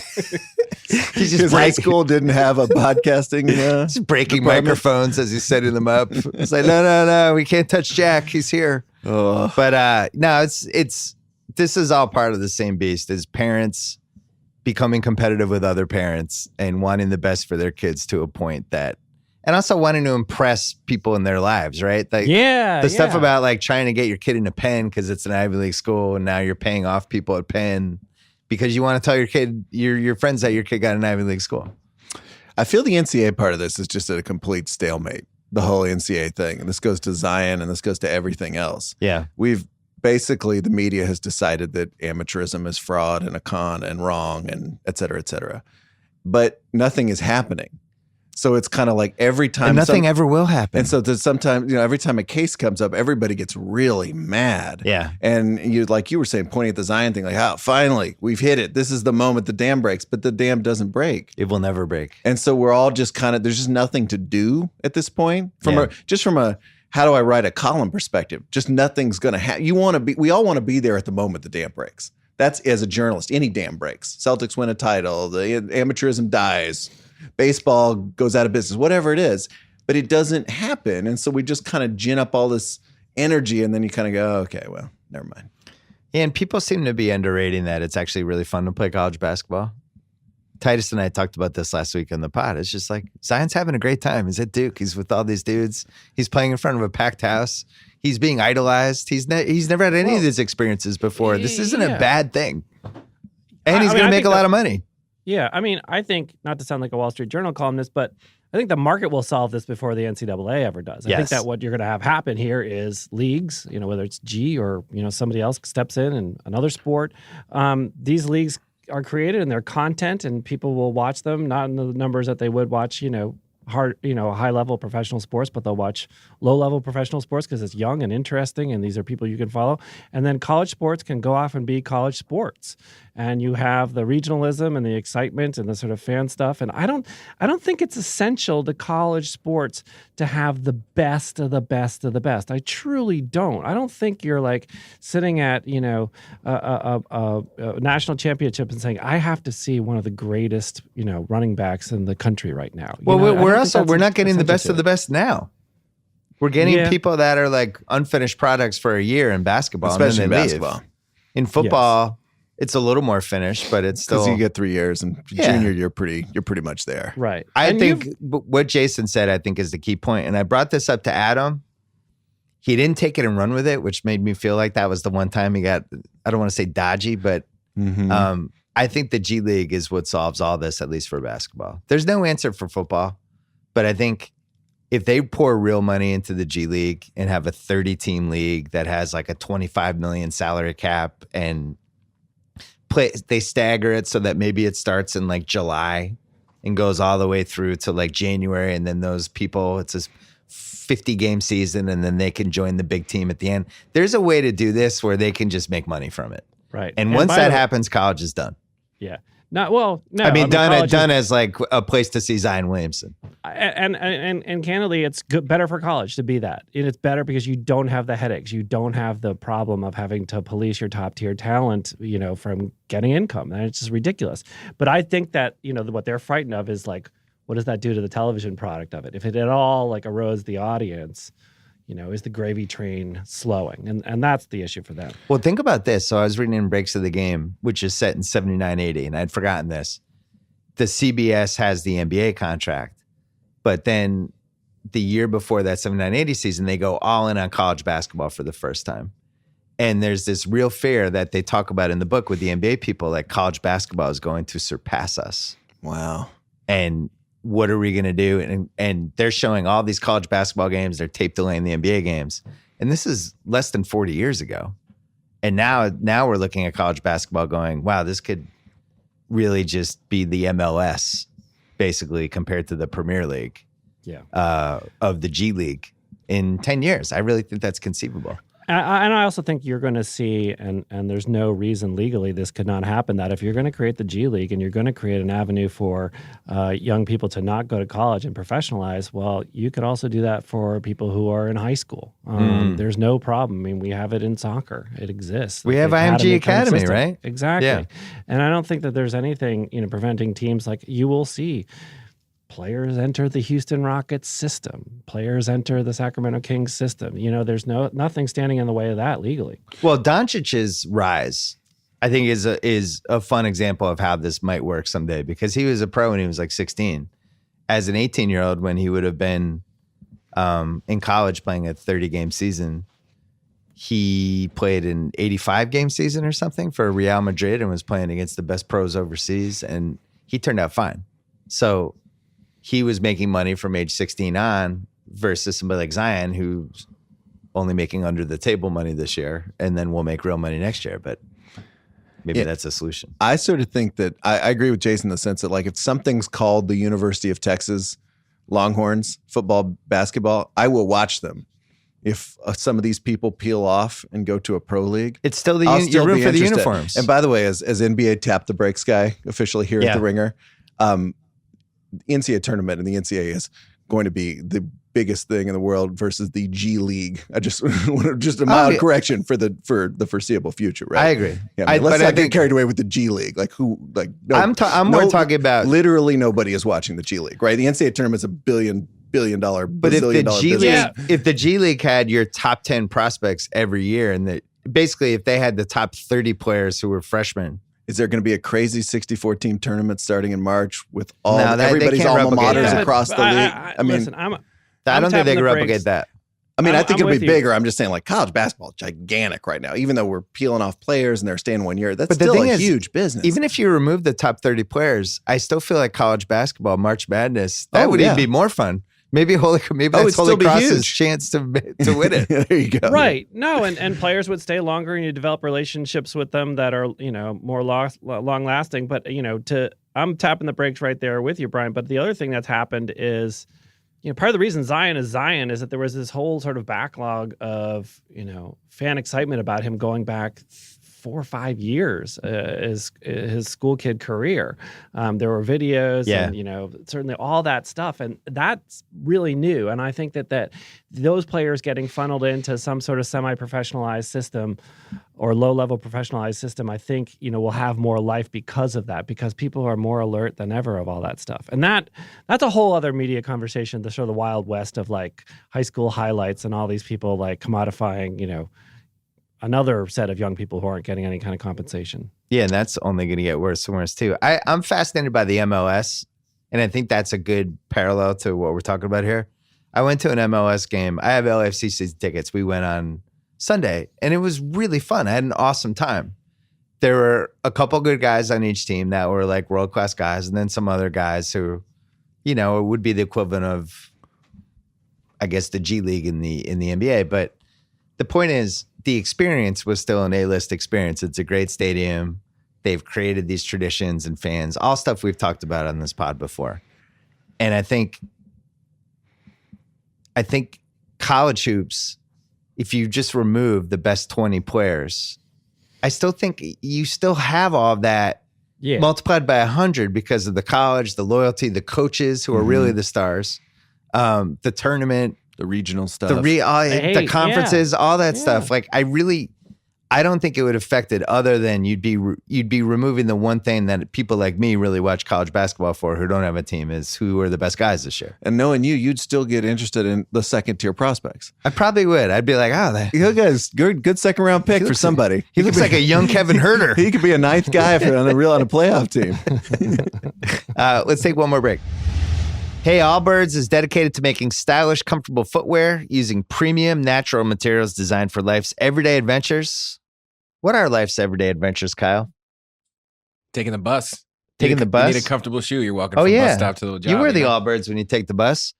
Comfy shoes made from wool. That is the Allbirds Wool Runners. They look good. They're designed simply, no unnecessary logos. They come in a bunch of classic colors, as well as limited edition shades like graphite, moonstone, marble, or the Kyle Bus Edition. They haven't made those yet, but they should. You can wear them to work or to play, in the office, out of town. Better yet, Allbirds New Zealand merino wool requires 60% less energy to produce than typical synthetic materials used in shoes. Feel good about wearing them. Allbirds wool is even ZQ certified. What's ZQ certified mean, Kyle? Why'd you do that to me? Which means it's grown on sustainable farms where they treat the sheep well. Allbirds believes that comfort, style, and sustainability don't have to be mutually exclusive. Head to allbirds.com to get your own very special, soft and cozy pair of wool runners. I did this Skype thing with Jay Adonde's Northwestern class today and got one question that I thought would be fun to talk about for 10 minutes. Because I get this question. Obviously, this is the question I get the most. I'm sure it's the question you guys get the most too. How do I do what you do? Give me some advice. How do I get into this? And one of the things I always say is, if you want to be a writer and you want to write about sports, read, which sounds really stupid and cliched, but it's not, because over and over again, I'm shocked by, there's this we have 60, 70 years of great sports books at this point, right? Including some of the all-time classics that have been written in the last 40 plus years. And the three of us have read all of these, sometimes many, many times. And I think when you tell somebody under 25, like, give me some advice. And you tell them, like, have you read all the books? And they'll kind of look at you sometimes like, oh, really? I should do that. I should read the books. Which got me thinking, what do you think are the best books to recommend for people? Let's say there's a 17-year-old listening to this right now, or a 20-year-old or a 22-year-old. And you had to tell them 5 books to go read right now that will help them understand writing better, journalism better, why we do this for a living, why we love writing, why we care about this shit. What 5 books would you pick? What jump off your head? And I did not prep you guys for this because I thought it would be better if it was like an authentic, off the top of my head. Whew. Yeah. Big subject. Yeah, I know. I know. I, as a kid, on that shelf and reading it about that age was Friday Night Lights for me. Yeah. And I think it's a great book, but it also shows you how you can take something. It's almost like what I was saying about Jenkins earlier, and just make people think it's the coolest thing in the world. Yeah. Because you just invest so much energy and you write so well about it. Like the whole myth of Texas high school football, now extended with Operation Varsity Blues, is created there. It's just football. Yeah. I grew up going to those games. It's just high school football. High school football is good in California too, but that mythic quality that there's somehow it's more matters more. It's like bigger here. The sun sets differently in Texas. So that's my number one pick. What's yours, Jason? Oh man, I mean, I'll just go from autobiographical experience. I at some point, my father, who was not a big sports guy, and actually forbade me from reading the sports section. So in the great tradition of kids who turn into things that their parents don't want them to be. But he gave me Roger Angel's The Summer Game and 5 Seasons, which is really a funny book, especially 5 Seasons when you think about it, because it's just like essays about like baseball games that at the time that I was reading this were already 10 years old. And it was just, it was obviously super literate, and it was a way of looking at the game that I had never sort of seen in a sports page, but also just felt, what a great life. I feel like, and not to bring it back again to Jenkins, but like the great writers kind of also just took you there and made you feel you were part of it and made you feel you were in on this amazing sort of world and secret. And they weren't just like kind of like conveying facts and information. They were developing a whole world, like in a way that great novelist would. And Angel is as good as it gets, obviously. And I think that was his real secret, was he created worlds for you. I mean, he was representing worlds. He wasn't creating anything. These were real things. Still alive, by the way. And still alive at 90. Maybe the last one of those, that generation. Yeah. Unbelievable. And the other one that I would say is Bill Russell's Autobiography, which is as great athlete autobiography as there is. It was written in his career. With Taylor Branch. Branch. And it's just, for a million different reasons, incredibly impactful. I think you need one truth-telling player bio in there. Maybe a Jim Bowden. You take Russell. Yeah, sure. I think you need one big muckraking, ugly piece of investigation. Like we talked about, the Jordan rules is a good. The 90s had a bunch of them. Remember the book about Notre Dame called Under the Tarnished Dome? Yeah. Remember going to the bookstore to grab that one? Season on the Brink. Yeah, Season on the Brink's a good one. That's a little more high tone, but there were just a lot of good muckraking ones. That's a good one, I think. I made a little fouls. starter list for you guys. Okay. To bounce off you guys that maybe people could listen to. I feel like these are essential sports books, but also books that each one brought something a little different to the table.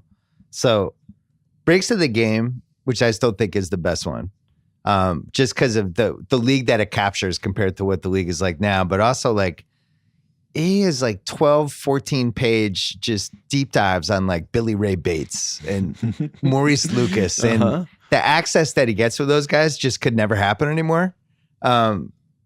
So for a bunch of different reasons, I would go with that. Wait Till Next Year's, I think, is fun. We've talked about that in the pod before. William Goldman and Mike Lupka exchanging essays about this year in New York sports. I had Friday Night Lights. Bringing the Heat by Mark Bowden. There's a good one. Where he spent the year with the Eagles. And that was like the early 90s were really the last time you could spend the year with a team and actually get real access. And it's the fish out of water where the journalist isn't on that beat. Right. And he's like, whoa, how does this work? And obviously he went on to do a whole bunch of great things. Playing for Keeps was the sequel to Breaks of the Game. That was Halberstam with Jordan's last Bulls team. And that's a really good book, and he didn't have the access. No. And actually, that's a better book than I think people remember. Moneyball, Michael Lewis. For sure. I would say is the most influential sports book of this century, 21st. How to become incredibly rich and famous by writing a sports book. Unbelievable. And think of all the stuff that it led to.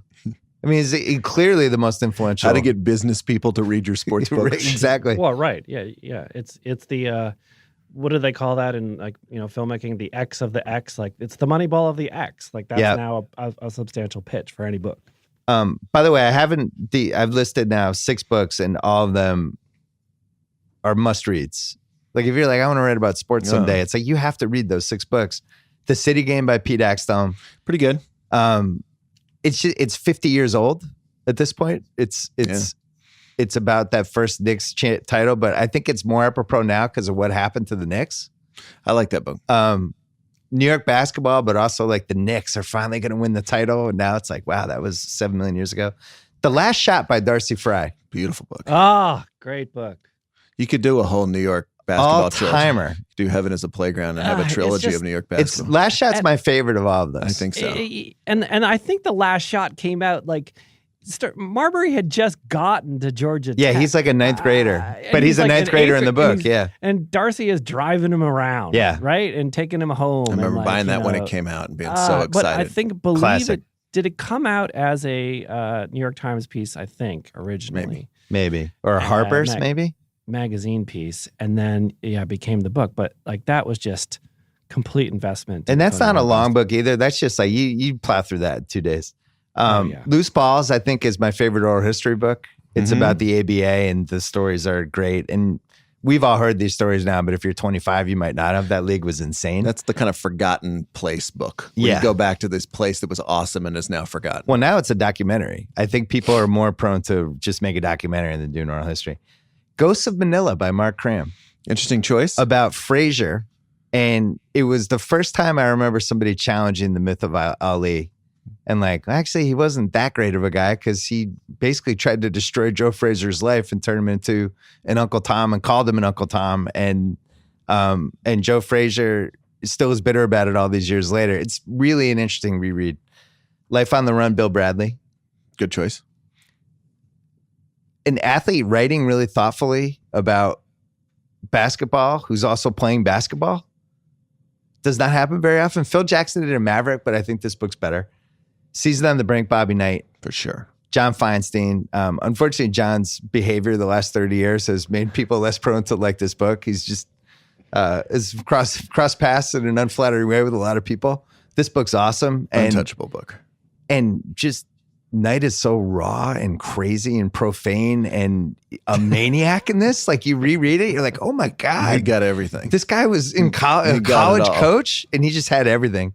Right. Like he did 6 things a week that would force a resignation in 2019. Yeah. Agassi's book Open, I think, is probably the most influential book of this decade.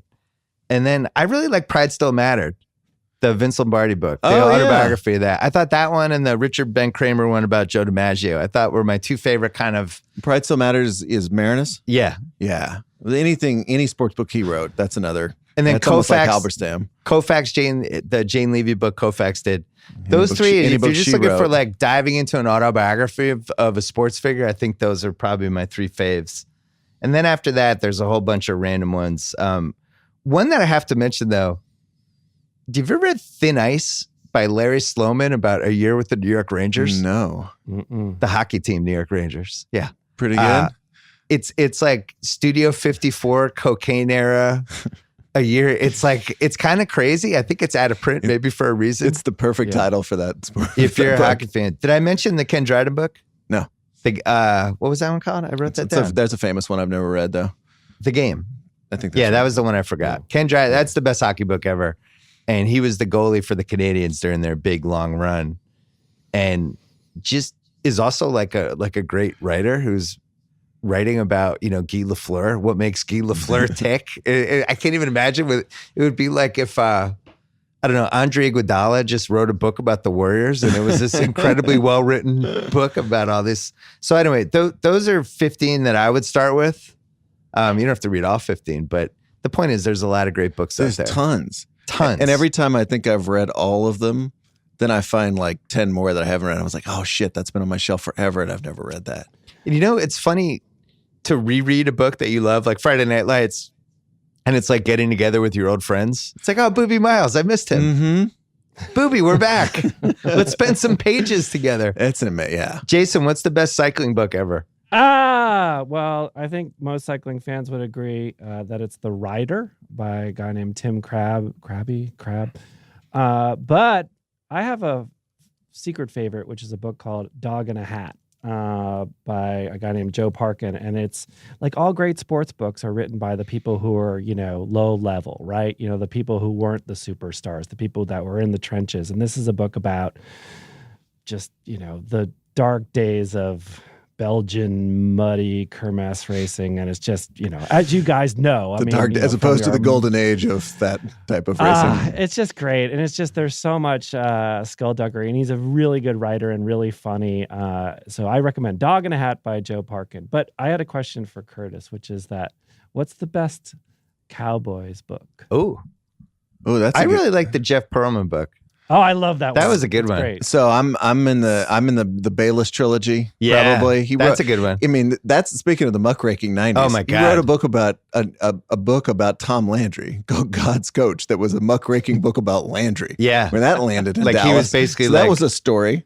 Yeah, he was a big deal. Basically saying he was out to lunch like the last 5 years. Right? And he got all the players to tell it. I mean, it's excruciating. That's a great book. I'd also just want to add like the player who dropped out book, who just felt like this sports isn't for me. I'm out of here. And he's a little bitter about it. Yeah, and he's smoking dope or whatever. Like Dave Megiesi out of the league is a great one. There's a great one about UT called Meat on the Hoof by a guy who went to the Darrell Royal UT football factory and was like, I hate this. These coaches are tyrants, and wrote that. That's a great book. Like those books where you realize that sports has this side of just people that are like, I want out. I don't like this. Yeah, fuck this. Yeah. Wilt Chamberlain's autobiography, which I wrote about in my book. I've read it. It has this cover of just this close-up of Wilt. You're talking about the first one. Yeah, it's like Wilt, not just your average. Because the 10,000 Women one is the one that has all the attention now, which is an inferior book. This was 1973, and I think he was still in the Lakers. Yeah. And it's if you're interested in Wilt at all, that's a good one. That's another good one. It's a must read. Mm-hmm. It's really good. I enjoyed Spike Lee's basketball book. That is best in the house. That was a fun one. I think I've read every basketball book that's ever come out. And what's weird is they're not coming out anymore. I think the internet has just kind of swallowed up basketball books. And I'm not really sure why that happened. I don't even know. Ryan Windhorst has a big LeBron book coming out, like sort of like a... Is that true?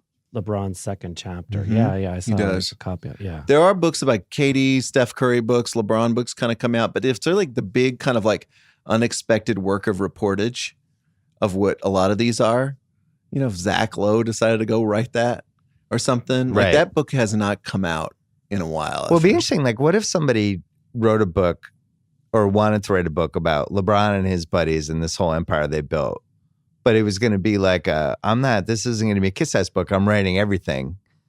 I think it would be really hard to write a book like that because I think they'd have so much influence that they would just shut out who that person could talk to. Because we saw this happen with the Michael Leahy book about Michael Jordan, where Jordan decided, I don't like the idea of this book. And that dude got frozen out for a year. And the resulting book was not that good because he was so bitter about the lack of access he had. But also, like, books are just reverse engineered now. It's partly a function of the business now. Like they start with the idea of who can get on television, who can get out there and promote, and people are going to care about. And so if you have access to an athlete, having LeBron and Maverick Carter run around and talk about the book on national television, which obviously they would do, if it's flattering. Yeah, right. So their involvement is central to it, is the most important thing, and who writes it and how good it is secondary to that. You forgot the live album 3. Live album, yeah, the 4? live album. Yeah. Well, I wonder if like these infomercial documentaries that everybody's making have replaced the book. Everybody's got a crew following them, filming them for some documentary about. Here's what it was like when I came back from knee surgery. I feel that's happened. I feel last year. The reality show replaced the magazine piece, like Ice Truckers. That's a great magazine piece that turned into like multiple seasons of a reality show. Right. And then you're right. Then the sports doc kind of just you might have murdered the sports book. I mean, it's like once it's a 30 for 30, it's my fault. It's your fault. But like once like you do the 30 for 30 SMU scandal, like that'd be. About 5 years ago, that would have been in the zone if somebody can go write that book and remember somebody who was there and can go talk to everybody and get Eric Dickerson and all that stuff. But I do feel like once you see the 30 for 30, you're kind of like, I'm satisfied.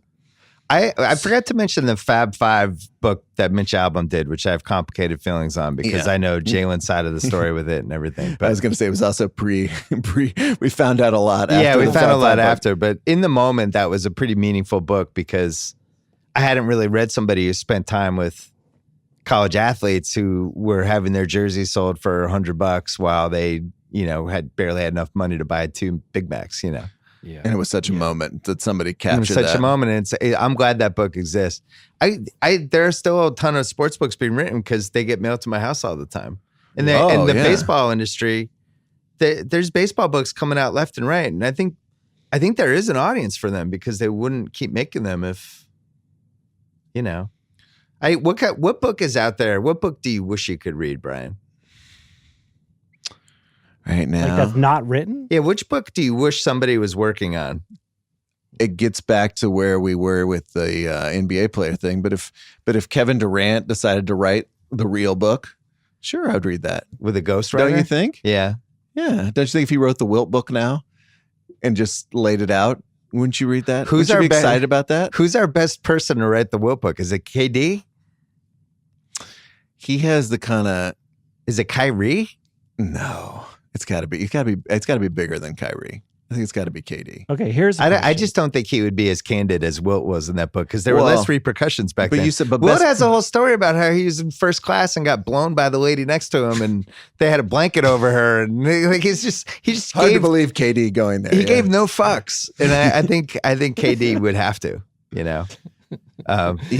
Kyle's like, what's the name of this book?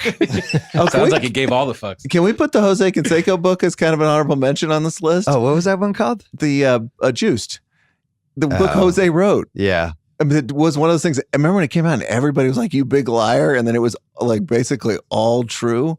Yeah. And it is a kind of a wildly entertaining book because he does go into the lives of athletes. Yeah. It's amazing he gets sued. Well, if you're a publisher, it was right. I mean, get sued by Rafael Palmeiro. Yeah, true. If you're a publisher and your boss gave you $10 million and said you can have any contemporary athlete, they still have to be active, you can have their autobiography, who would you want?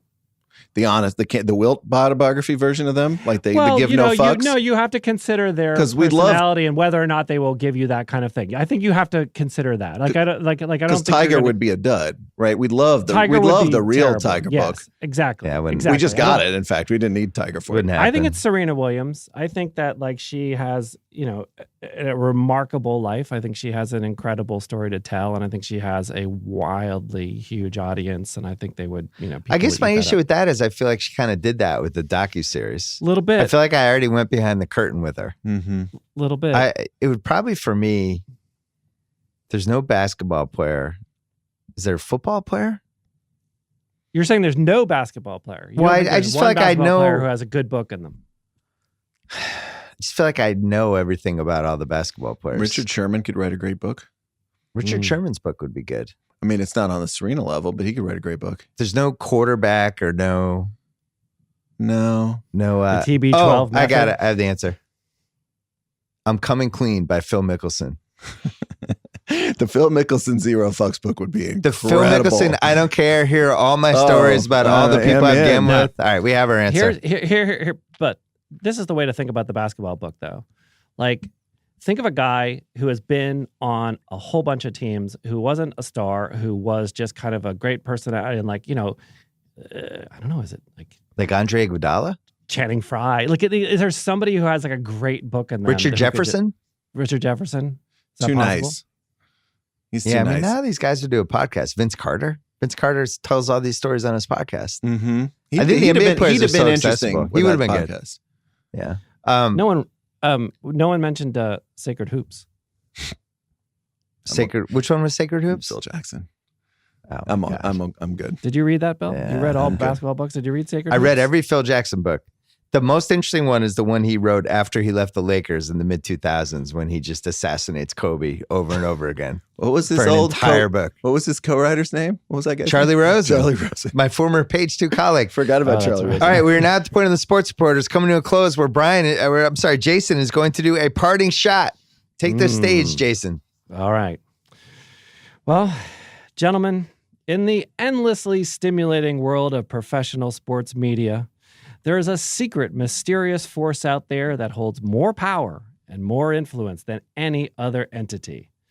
No, I'm not talking about Bill Simmons and Danny Ainge and Daryl Morey, who everyone knows are co-conspiring to drag down the sport of basketball in the great city of New York. I'm talking about the critics and what the critics are saying. Not a day goes by in the world of sports where a reporter doesn't lean into some hockey player or basketball player or football star and tell them what the critics say. Critics say you don't want to be here. Critics say you're a disruptive force. And best of all, what do you say to your critics? These critics have a lot to say, and yet somehow they remain nameless. We never get a precise ID on who they are. It's possible they're very real people. It's also possible that critics are a convenient straw man, a somewhat sheepish journalistic device to insulate the questioner from the criticism. By the way, this device is abundant in all forms of journalism, from business to politics to semi-listenable media podcasts featuring a homogenous panel of similarly minded middle-aged white men. Brian, what do you say to critics who say you're too fixated on print journalism, a profession that hasn't been relevant since the late 1920s? Guilty. And Bill, what do you say to critics who claim you don't talk enough about the Boston Celtics season? When the critics finally realize that reporters are stealing their questions, they're going to be angry. They might even get really mad. But to these critics, I have only one question. What do you have to say to the critics? Wow. That was almost too good. Yeah, that was too good. You should take that a little more. That's going to appear in the Wall Street Journal magazine in like 2 weeks. Yeah, I just pressed send. Yeah, you really had an active train ride writing that on the iPhone. I may have had too much coffee at 3 o'clock. That was a good one. Yeah, it made me think. What a way to end. Made me think. Really makes you think. Really made me think. Really makes you think. What a productive episode of the Sports Repodders. We had a great parting shot. We solved basketball. We recommended 25 sports books. What are the headlines that are going to be pulled from this about the Knicks and Bill Simmons? That's oh my God. Wait. Don't bring us down. We were so happy. My Knicks fans in my life are really mad at me. They're like, you don't realize what you did. You did this. I'm like, I didn't do anything. What did I do? He's a crazy person. I think that's true. I think they're onto something. I think you have sentenced the Knicks to 25 years. I apologize. I like the Knicks fans. Jason Gay, what can we read from you next at the Wall Street Journal? I'm going on vacation. You can read nothing. Great. Actually, read my colleagues. They're a lot smarter and better than I am. Okay. Brian Curtis? Press box and a couple of surprises that I'm going to tell you about when the mics go off here. Oh, I can't wait. Here we go. Awesome. Thanks, guys, and enjoy the weekend. Everybody will be back on Monday post March Madness with. I'm not going to have a podcast Sunday night, but listen to One Shining Podcast because we'll be breaking down the March Madness bracket. So see you on Monday. All right. Thanks to ZipRecruiter. Don't forget to go to ZipRecruiter.com/BS. Thanks to Allbirds. They make stylish, comfortable footwear designed for life's everyday adventures, like the Allbirds Wool Runners, which are made from wool. They look great. Design super simple, perfect for in and out on the town, in the office, or in my case, at my daughter's soccer game when it's muddy and cold and I need nice, warm wool runners. Oh, yeah. Head to allbirds.com to get your very own pair of soft and cozy wool runners. Oh, yeah. Oh, and Billions. Thanks to them. It's launching again on Showtime, March 17th, 9 o'clock. The season where everything changes. Enemies become allies, allies become enemies. Emmy Award winners Paul Giamatti and Damian Lewis are on hand as Chuck and Axe. Don't miss the new season of Billions, Sunday, March 17th at 9 p.m. only on Showtime. Listen to our Recapables podcast where we'll recap that episode after. Don't forget about One Shining Podcast this weekend. If you're ready for the madness, they will be going tonight, actually, after some really good college hoop games tonight. And then they're doing the bracket episode Sunday. They have you covered. They have Kyle covered. St. Patrick's Day. Do you believe that? It's Sunday night, St. Patrick's Day bracket show. Do you believe that? Does that mean you can't drink on St. Patrick's Day? It'll be a good one. I get it's about finding balance. Finding balance. My wool runners. Enjoy the weekend, and we'll be back on Monday.